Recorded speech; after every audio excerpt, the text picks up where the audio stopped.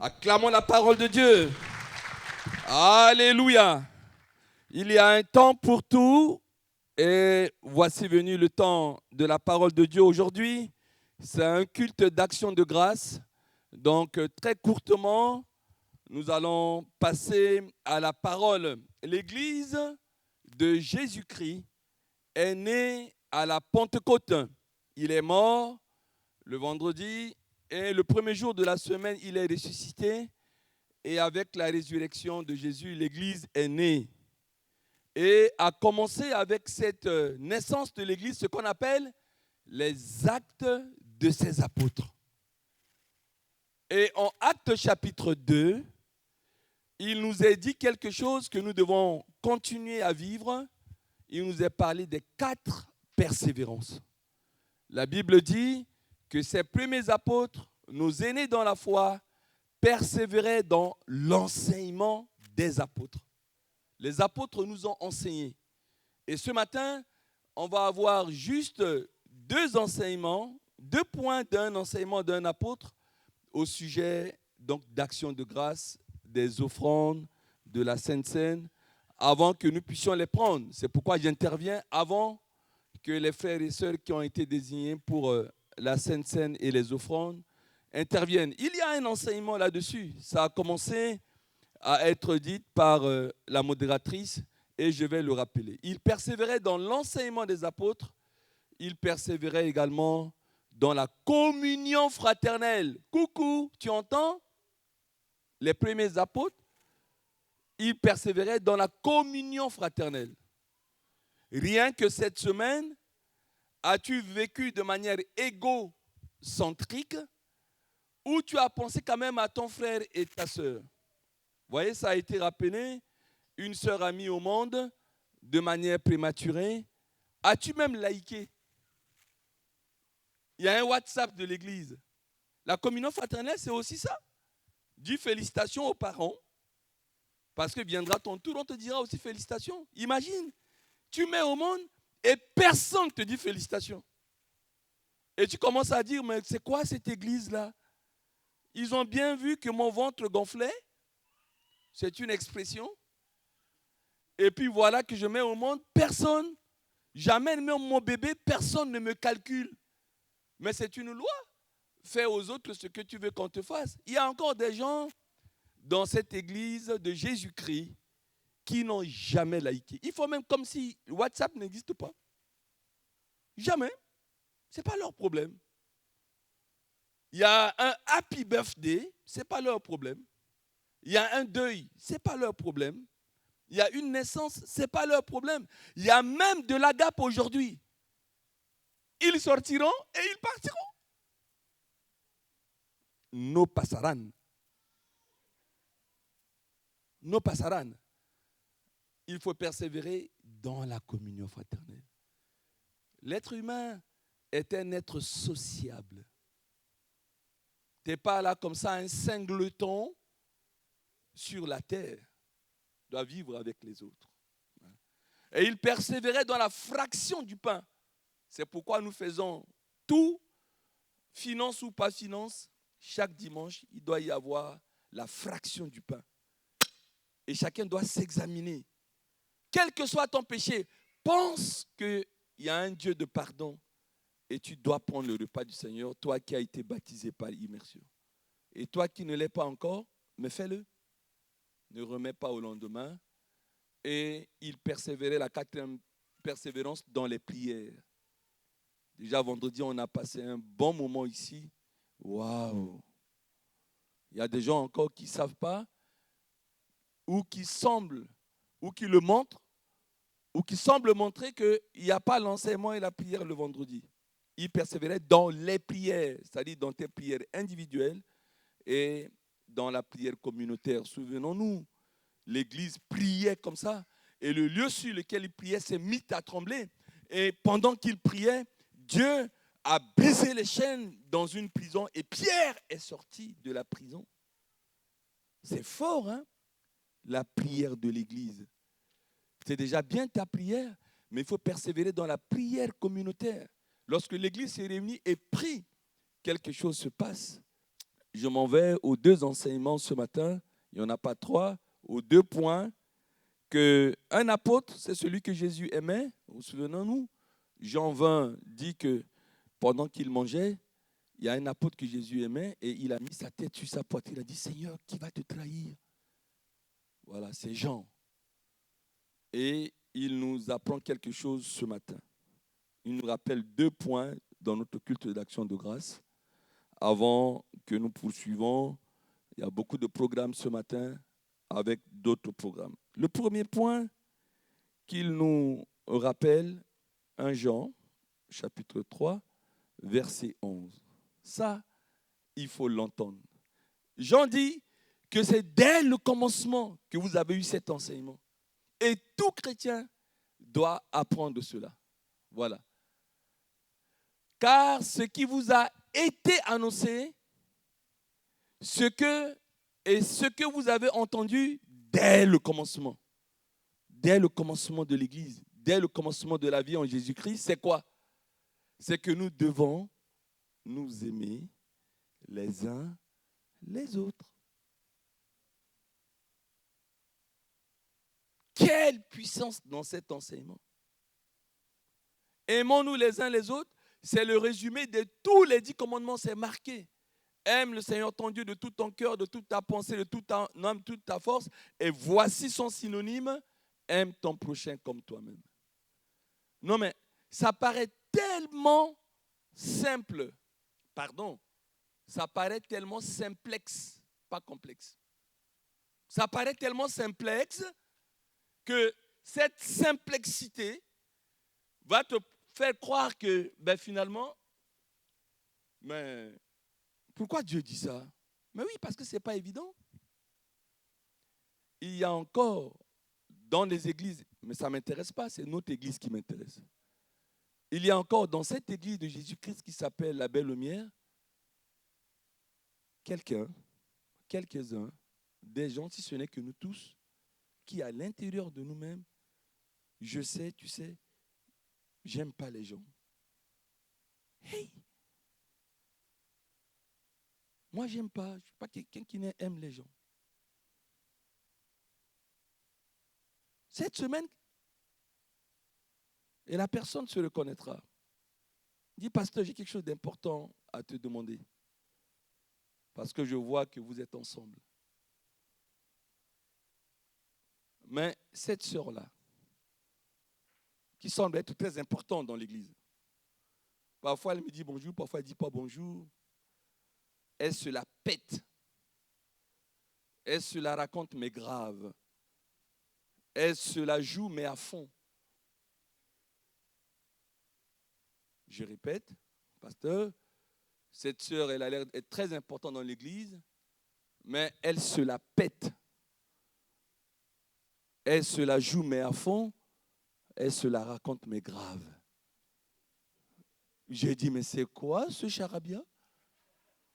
Elle dit, mais oui, parfois elle te voit, elle passe. Elle ne se prend pas pour n'importe qui.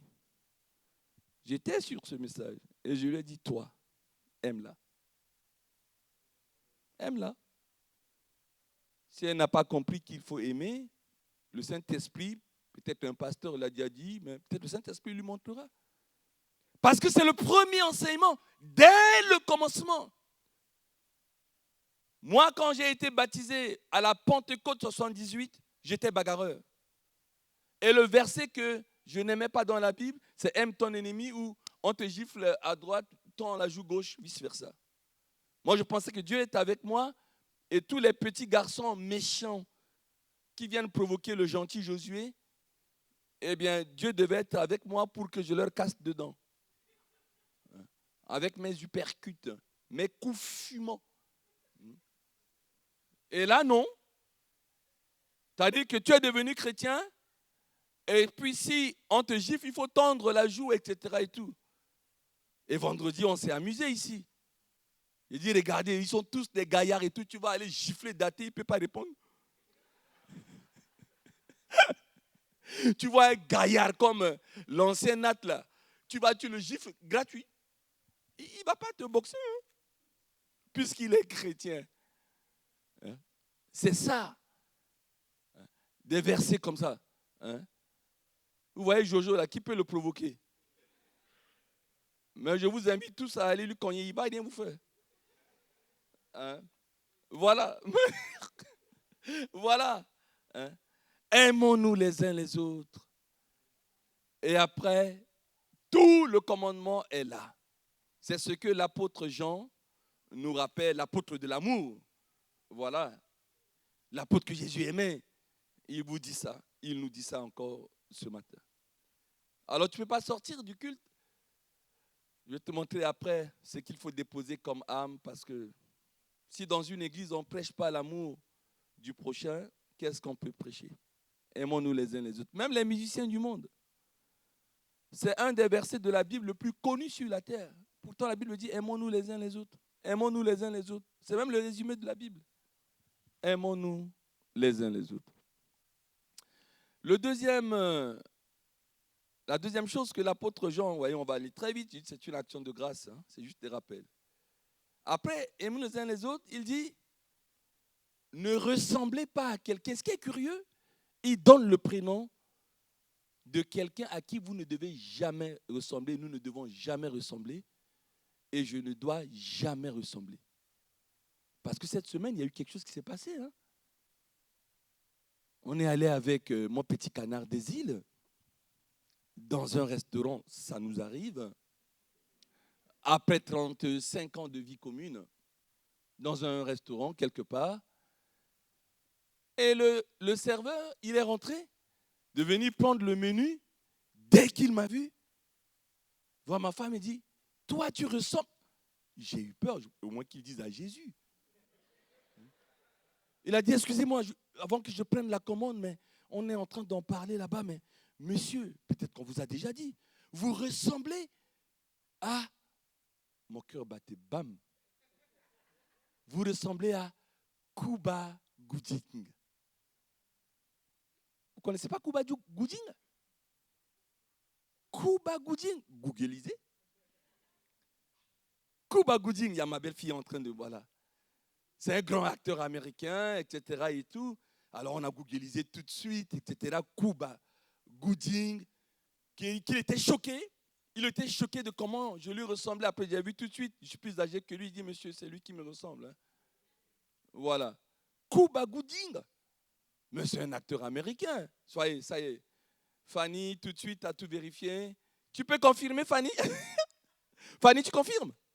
C'est qui Cuba Gooding? Mais par la haute voix. C'est qui? Voilà, c'est un acteur américain. Au moins, on aurait appris quelque chose aujourd'hui.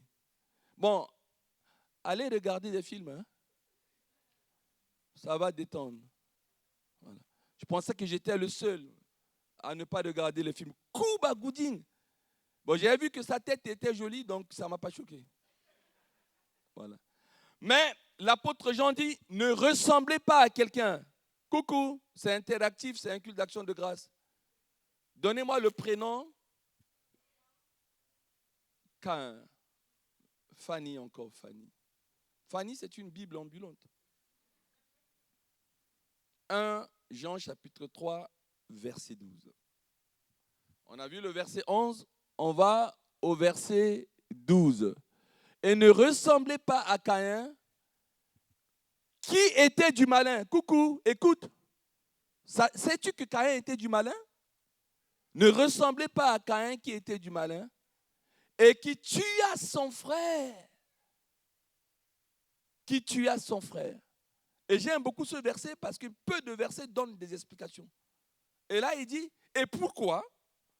Et pourquoi tua-t-il son frère? Et il y a un parce que même. C'est un beau verset, hein? Parce que ses œuvres étaient mauvaises et que celles de son frère étaient justes. Quand j'ai lu ça, il dit, c'est pas possible.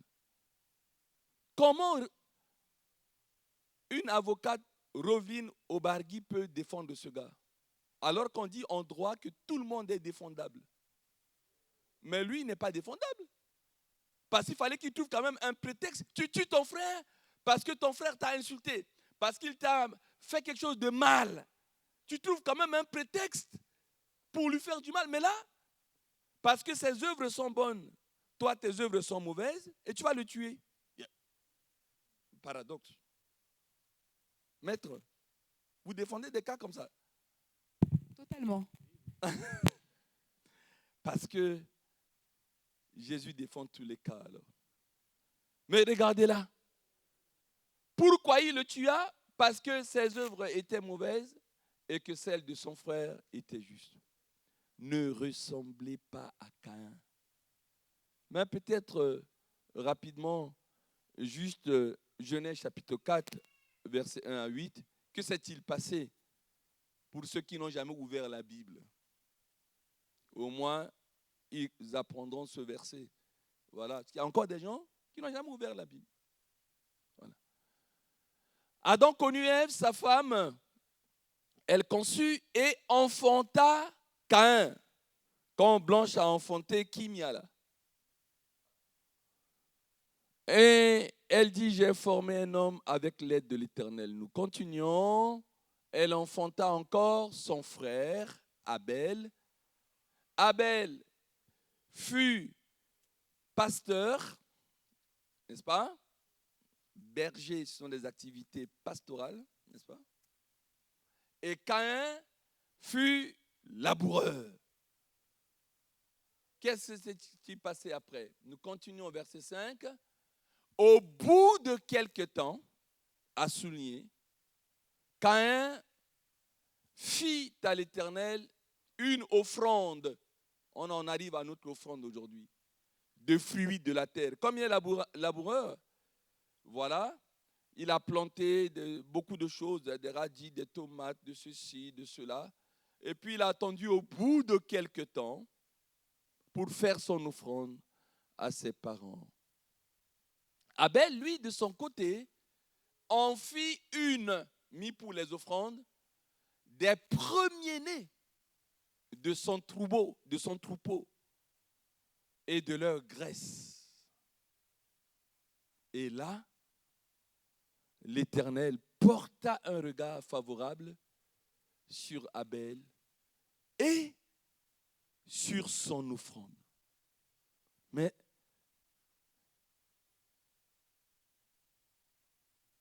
on retourne le verset là. Voilà. L'Éternel, pas les parents, l'Éternel porta un regard favorable sur Abel et sur son offrande. On va y revenir. On continue. Mais il ne porta pas un regard favorable sur Caïn et sur son offrande. Caïn fut très irrité. C'est un symptôme. Hein? En médecine, quand tu viens, quels sont les symptômes? C'est un symptôme de rhume. Ou un corps chaud. Peut-être un symptôme déjà de la fièvre. Mais là, irritation, coucou. C'est un symptôme spirituel, c'est pas bon. Il faut le laisser avant de sortir du culte. Il fut irrité, très irrité même, et son visage fut abattu. Regardez le visage de votre voisin, ce n'est pas abattu. Ah, sur le visage, on sait des choses. Hein. Je suis désolé, mais sur notre visage, on lit des messages. Il n'y a pas un bon tableau plus qu'un visage. Hein. Et le visage fut abattu. Un autre symptôme, le visage d'un chrétien. Le visage. Le visage. On continue. Et l'Éternel dit à Caïn, pourquoi es-tu irrité? Et pourquoi ton visage est-il abattu? Nous continuons. Certainement, si tu agis bien, tu relèveras ton visage. Et si tu agis mal, le péché se couche à ta porte et ses désirs se portent vers toi, mais toi, domine sur lui. Nous continuons. Cependant, Caïn adressa la parole à son frère Abel, mais comme ils étaient dans les champs tous les deux, Caïn, qu'est-ce qu'il fait? Se jeta sur son frère Abel et le tua. On s'arrête là, après le reste, vous pouvez lire. Regardez ce qui s'est passé. On est deux frères. Le grand frère, il est laboureur. C'est lui que les parents ont allaité. Nous avons tous eu ceux qui ont appris en Afrique. Hein. Voilà la récitation sur la femme africaine. Femme noire, femme africaine. Oh, toi ma mère, je pense à toi. Toi qui m'allaita. Toi qui me porta. Toi qui m'enseigna mes premiers pas. Toi qui es la première à m'apprendre ceci ou cela. Oh, Daman, oh ma mère, je pense à toi. I think of you. C'est ça. On vante un enfant qui vante qualité d'une maman. Il a oublié tout ça. Il a entendu quelque temps. Vous savez, avec un mendiant, on peut lui donner quelque chose avec reconnaissance, avec respect, comme on peut lui donner avec mépris. Hein? Oh, regarde, ce mendiant-là, je ne m'empêche pas de lui, il pue. Tiens, 50 centimes, tu lui jettes comme ça. Même des mendiants qui refusent. Hein? Quand il voit que la personne passe, il n'y a même pas une compassion, il dit garde ton argent. Hein. Attention aux offrandes. Et je suis sûr que celui ou celle qui va inclure dira toujours il faut que ça soit de bon cœur. Pourquoi? Abel, lui, dès les premiers-nés, il va offrir ça avec leur graisse. C'est la primeur. La primeur.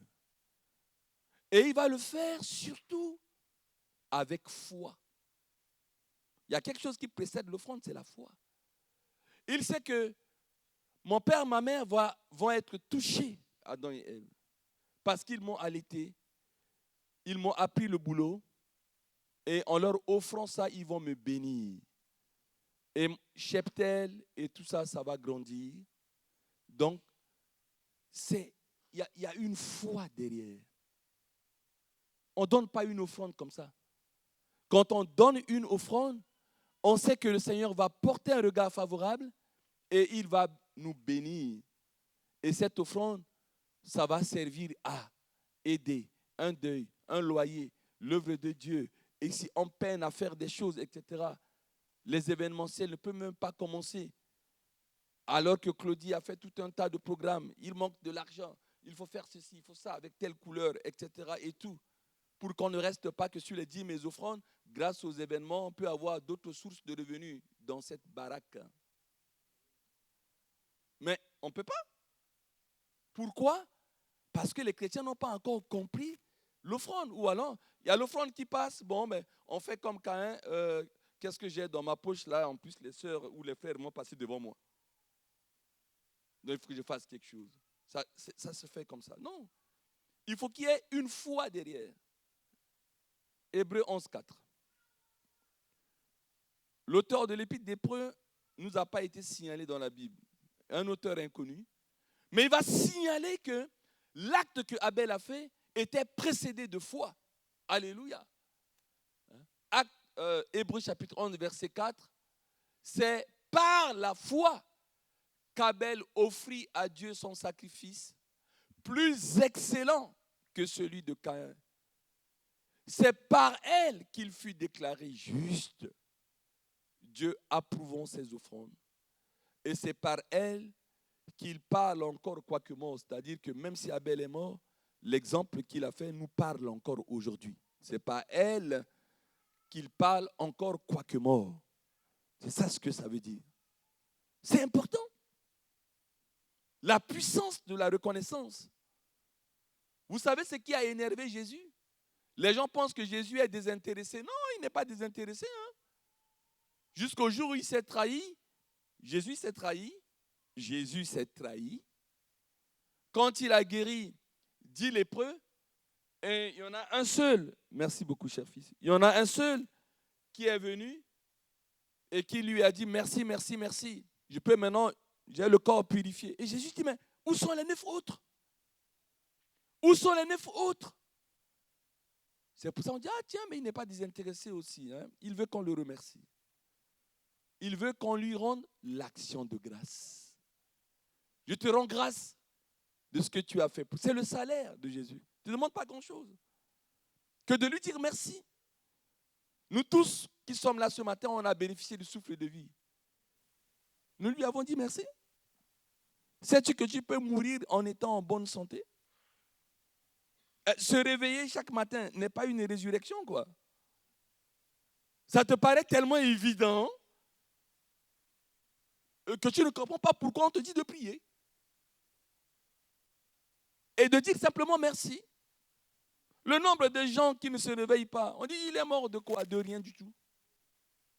Sur le certificat de décès, il ne s'est pas réveillé, il y a un arrêt cardiaque, c'est tout. Ah bon? Mais je vais porter plainte contre la société parce que quelqu'un est mort en étant en bonne santé. Vous avez déjà eu ce cas au tribunal? Bonne santé ou pas, tu meurs. Depuis quand on porte plainte parce que quelqu'un est mort en bonne santé? C'est ça. Dieu veut que nous lui disions simplement merci. C'est de la reconnaissance. Et chaque matin, on est là comme ça. Chaque matin, c'est une action de grâce. L'action de grâce n'est pas que le dernier dimanche du mois pour pouvoir donner 100 € ou ceci, cela pour payer un loyer ou quoi que ce soit. L'action de grâce, c'est chaque matin où tu dis merci à Dieu. Tu n'as aucune idée de ce que Dieu fait dans ta vie. Et là encore, vous voyez, au bout de quelques temps, ça s'appelle la procrastination. On met au lendemain, et puis tiens, on voit son frère offrir la primeur. Ah tiens, comme il offre la primeur, bon moi aussi je vais donner. Et il va donner un truc comme ça, de manière complètement dilettante à Dieu. Et il n'est pas béni. Et parce qu'il n'est pas béni, l'autre est béni, eh bien ça va aller, n'est-ce pas, jusqu'au meurtre. C'est dangereux, hein? Je l'ai promis. Je vais conclure. Parce que c'est une action de grâce. Dieu te dit, aime ton frère, aimons-nous les uns les autres, et ne ressemble pas à Caïn. Dans cette conclusion, il y a 2 armes, pas 3, que tu dois déposer avant d'aller à la Gap, avant de sortir de ce lieu. Je répète, 2 armes qu'il faut laisser. 2 armes.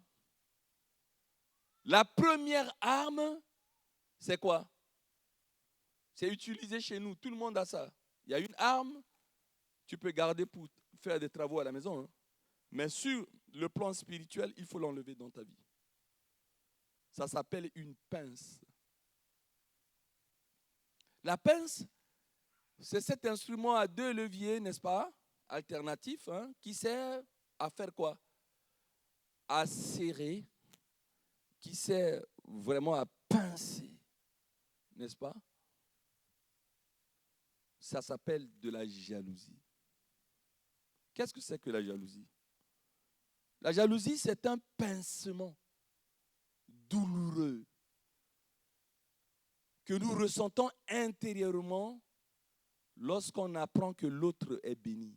Je répète, pour une meilleure compréhension, pour une meilleure mémorisation, pour une meilleure compréhension, la jalousie, c'est tu apprends. Tiens, on l'a appris ce matin. Quelqu'un a eu un CDI et tu prends ce pince-là. Tu te pinces avec, hein? Et c'est douloureux. Parce que tu apprends que quelqu'un a eu un CDI. Tu apprends que quelqu'un a mis au monde. Ça te pince. Un pincement douloureux intérieur. Parce que quelqu'un est béni. Oh! Le frère et soeur, il a acheté une baraque. Tu as vu sa baraque? On est allé prendre le thé hier avec tel frère, mais dis donc. Ça pince le cœur. Baraque. Grave encore, tu n'étais pas à l'église dimanche, mais tel frère, telle soeur se sont fiancés. Aïe! Ça pince. Pincement. Mais tu as appris qu'ils vont se marier au mois d'octobre, dans un mois. Pincement. Ah!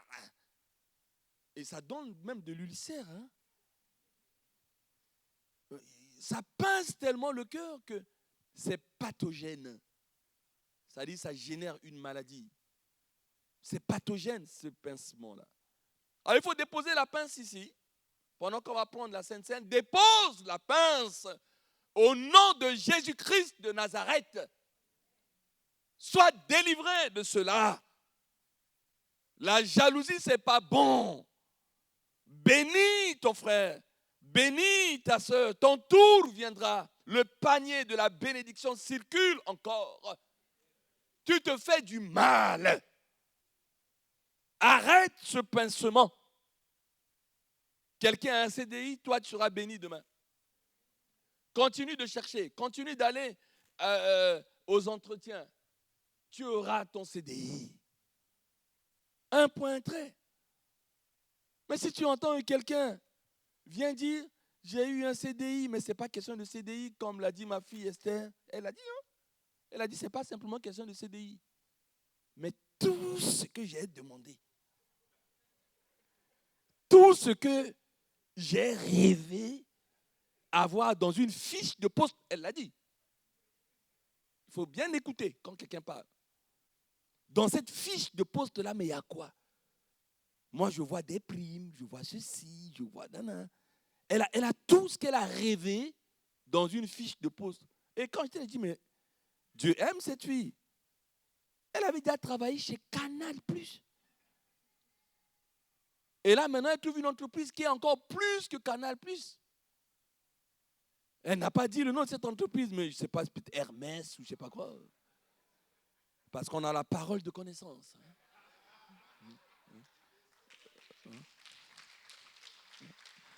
Dieu nous donne des révélations.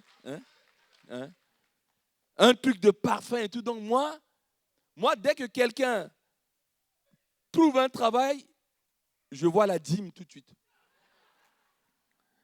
Mais comme c'est une de mes enfants les plus fidèles dans sa dîme, je répète, la plus fidèle dans sa dîme, parce que je suis comme Jésus, je sais tous ceux qui donnent des dîmes, ceux qui ne donnent pas. Ça fait partie des vices d'un pasteur. Mais j'ai vu là, dit Hermès, j'ai googlisé. Je pense que dans 1 mois, 2 mois, je vais commencer à avoir des dons de parfum, des trucs. Elle ne m'en a pas encore offert. Elle m'a offert des restos et tout, mais cette fois, tu veux commencer à avoir. Il y a nos intérêts dedans. Hein. La Bible dit travaille pour aider les autres. J'ai même le verset. Hein? Alléluia. Mais tu vois quelqu'un, il passe avec sa Bugatti. Tu dis, au lieu de dire Alléluia. Vous savez, les enfants, j'aime bien les enfants. Quand ils voient une belle voiture passer, on était tous enfants, on dit, ah, c'est ma voiture. Eh bien, j'aurai cette voiture quand je grandirai. Ça, c'est le cœur pur d'un enfant. Mais nous, les adultes, avec nos cœurs jaloux, tu vois quelqu'un qui passe avec sa Bugatti, tu dis, il n'a qu'à aller s'écraser, faire un accident avec. Non. Tu vois quelqu'un avec sa belle voiture, pincement. Et le jour où tu apprends que la voiture a été volée, tu sautes une bouteille de champagne. Tu dis, mais il met trop avec sa voiture là. Avec sa charmante femme nommée Frappe. Donc c'est bien fait que ça soit volé. Mais le cœur de l'homme, il y a un problème. Il faut laisser la jalousie.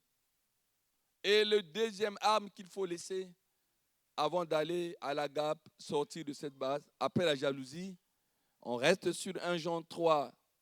On a vu le 11, on a vu le 12, 15. On va au 15. Vous allez voir cette arme-là. Quiconque est, du verbe haïr son frère, est un meurtrier. On n'a pas dit que tu as pris un Kalachnikov ou un couteau, tu as poignardé. Hein? L'enseignement des apôtres, c'est de dire quiconque est son frère est un meurtrier. Et vous savez qu'aucun meurtrier n'a la vie éternelle demeurant en lui. S'il vous plaît, quand tu dis à quelqu'un aujourd'hui, ah vraiment je t'adore, il te répond tout de suite. Ah ben non, Josué, On n'adore que Dieu. Il dit oui, adorer avec grand A Dieu, mais toi je t'adore, je t'aime bien. Non, on ne dit pas ça. Ok. On ne dit pas je t'adore à quelqu'un. J'en conviens.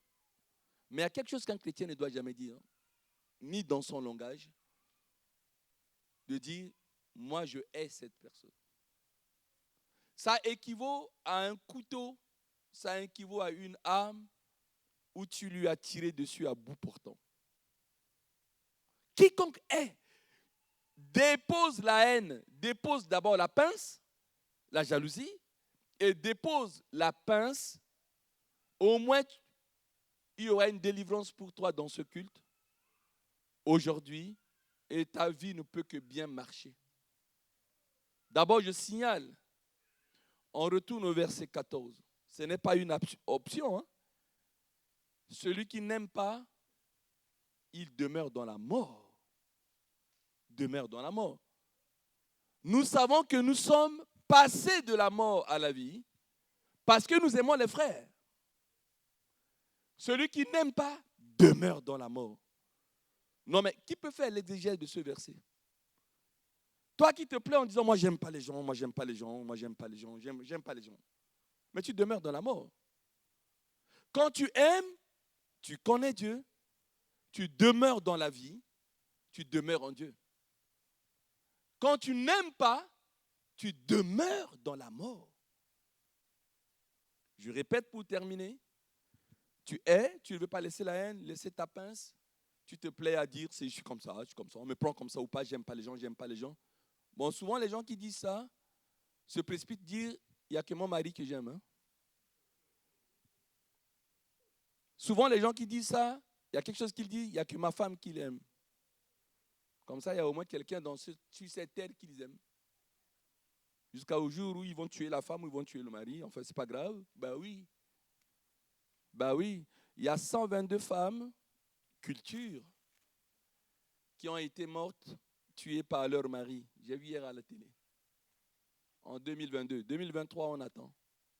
122 femmes qui ont été tuées. Mais là, tu as de la haine, tu es un meurtrier. Alors que si tu aimes, tu es de Dieu. Écoutons ce verset de 1 Jean chapitre 4, versets 7 et 8. Ne pas projeter que je vais vous chanter parce que ça me fait entraîner pour la chorale des seniors. Bien-aimés, aimons-nous les uns les autres, les uns les autres. L'amour est de Dieu. Pour celui qui aime est né de Dieu et connaît Dieu. Mais qui n'aime pas ne connaît pas que Dieu est amour, que Dieu est amour. Bien-aimés, oh, aimons-nous les uns les autres. 1 Jean 4, 7 et 8. 1 Jean 4, 7 et 8. Que vous n'acclamez ou pas, je chante bien. Alléluia. Au nom de Jésus, je vous le donne. Soyez bénis.